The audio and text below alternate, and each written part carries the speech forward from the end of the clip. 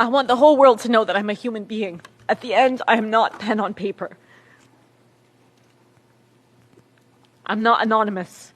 I'm a human being created by God. Every single person I met in Gaza has lost family, has lost friends, colleagues, neighbors, violently taken from them. I remember 6-year-old Siwar, who was intubated in the ICU with severe traumatic brain injury. Her little brother still missing. I recall her mother sitting next to her, tears streaming down her face, asking what was her crime.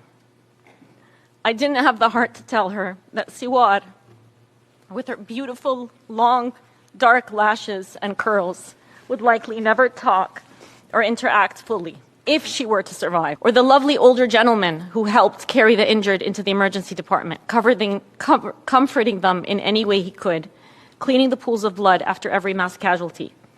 I saw him daily and had assumed he was a hospital employee, only to later learn that he had started volunteering at the hospital after his entire family had been killed at the beginning of the genocide. Or 13-year-old Amir, who sustained severe neck trauma after his home was bombed and kept calling for his sister.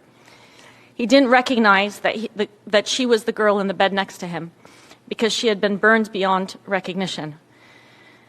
When she died, Ahmed was left as the only surviving member of his family. I recall his vacant stare and his soft voice whispering into my ear, "I wish I had died with them. Everyone I love is in heaven. I don't want to be here anymore." I want you to take a second and imagine all of the children that I just spoke about, their mothers, their fathers, desperately seeking medical care and searching for hope in one of the few remaining hospitals in Gaza. Then the electricity cuts out. The entrance to the hospital is struck by a missile. The hospital is threatened with forced displacement orders. Again, this is only one dimension of this apocalyptic situation. Everything needed to sustain life is under attack in Gaza. One day, someone will dig up the records of our testimonies, pleading for 14 months. They will dig up the records of Palestinians covering their own genocide when international journalists were unprecedentedly banned from entering. Palestinian children setting up press conferences to tell the world that their lives mattered. We will have to reckon with that history. Why aren't Palestinians the ones speaking for our cause? Why are we not there and able to speak? The Palestinian people, the people in Gaza. Why not me?